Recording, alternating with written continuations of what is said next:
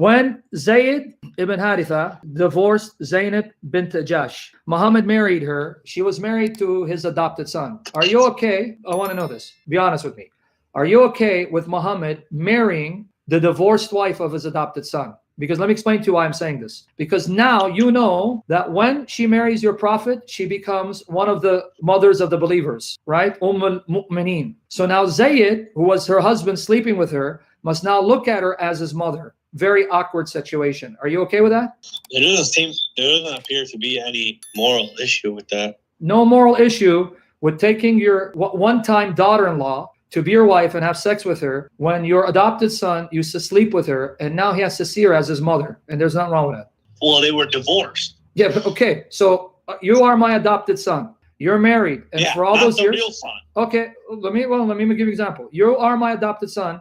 You're abandoned. I found you in an orphanage. I adopted you. I raised you as my son, and you know no other father. You got married to a woman. You divorced her. I marry her, and I have sex with her, and you'll be okay with looking at that woman who you slept with, whom you had children with. Now she's my wife. Now she becomes your stepmom. You're okay with that? It's not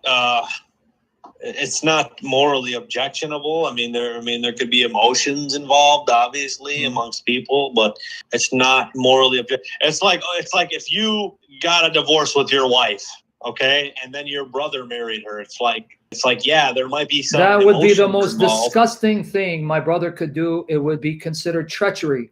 How dare you go and then marry my ex-wife? Okay, but let's say there was no adultery ever. There was nothing like that, but the marriage was dissolved. And then later on down the line, your brother found that she was compatible with her and they got married. No sane. You might not like it. No sane. There would be many people in Western society that say, hey, it's okay. No sane, moral person, if he's sane and he's moral and he's God-fearing, would take his brother's ex-wife and marry her to bed if he's sane. Now, if he's a sick, demented pervert, a sicko, demonic bastard, yeah, people will do that all the time. Just like people sleep with their own children. Well, that's a different category. Okay, so you said you're okay with it. Now, are you okay then that after that happened, Muhammad abolished adoption, is saying, do not call them your sons anymore. Name them sons of after their fathers because they are brothers in faith. So then he abolished adoption after that. You okay with that? Did he abolish adoption? Yeah, he abolished adoption to avoid any sort of confusion about. So you're okay with him abolishing adoption? There people still practice adoption. Not in Islam, you can't. Sharia, you can't. You can take in an orphan, but you can't treat him as your son, and he's not an heir. You can raise him, but he can't be your son, and he's not an heir. He doesn't inherit from you. So I'm asking you again, are you okay with your prophet? Yeah, you can take care of him, but you don't. Yeah, I mean, yeah, that's you're okay with that? You can take care of orphans, but you don't have to. I mean, if so he's you're okay adopted, you don't have to give him as your biological children. No, but I mean, because he has a gift that you're taking care of him. Otherwise, his.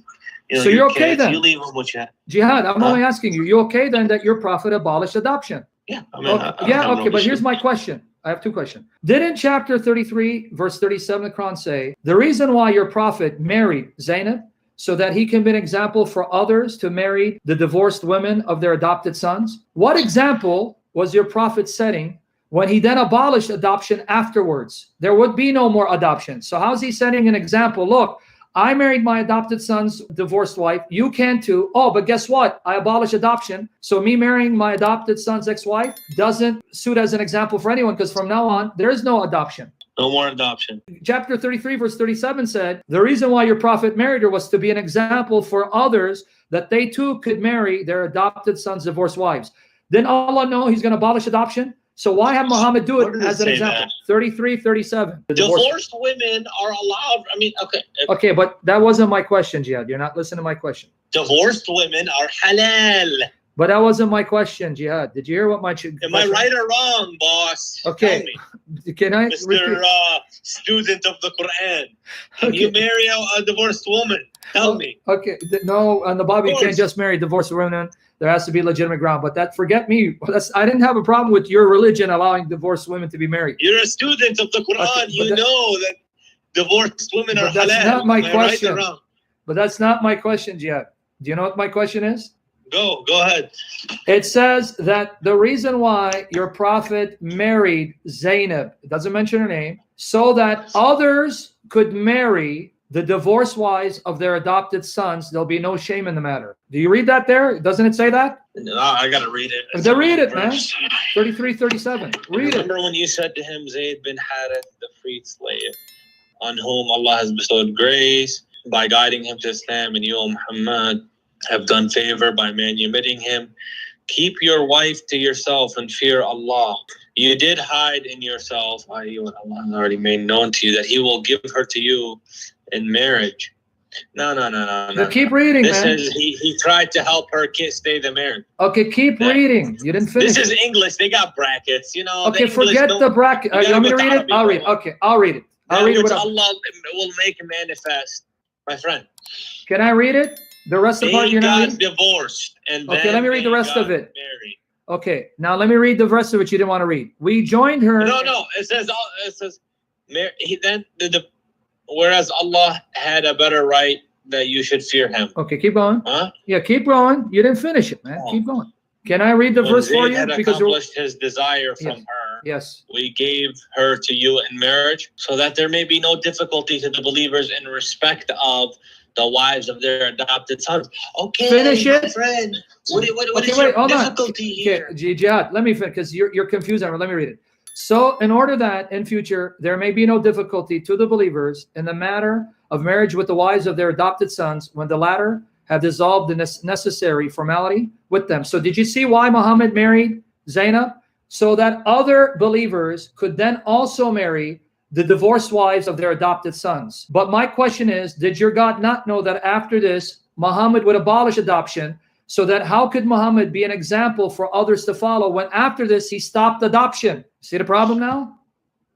Okay, now, as you're thinking about that, I want to bring up another problem because your prophet's supposed to be... I'll come back to that. Okay, well, let me give you another problem, and if you need to go, it's fine.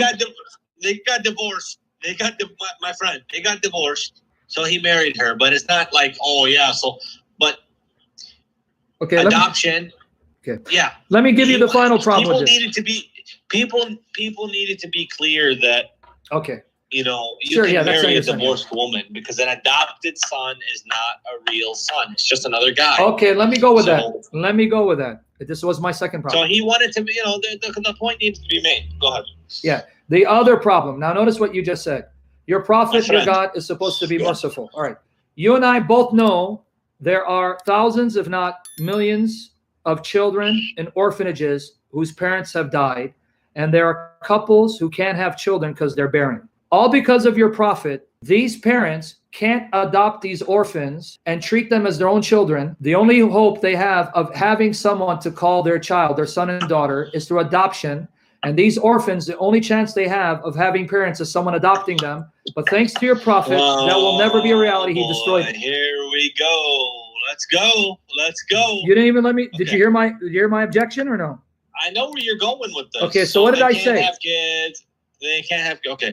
So they can take the kid. So the kid has no parents, right? Can he call her mommy? My heart goes out. Can he say you're my mom? My heart goes out to all orphans. No child ever asked to be in that situation. So can that child say to that Muslim woman, "You are my mommy," and she said, "You are my son, sweetie"? Can the dad say, "My son, I love you," and then the orphan say, "You're my father, I love you, Baba"? Can they say that in Islam? No. Say it again. They cannot. Thank you.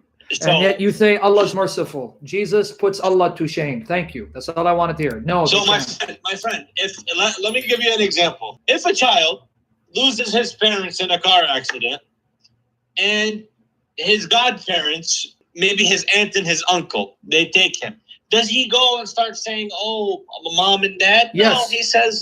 No, actually, yes. I know a true story. I know a true story. My friend who led me to Jesus, his mother died when he was young. He called his grandmother Mama. All his life, he called her Mama.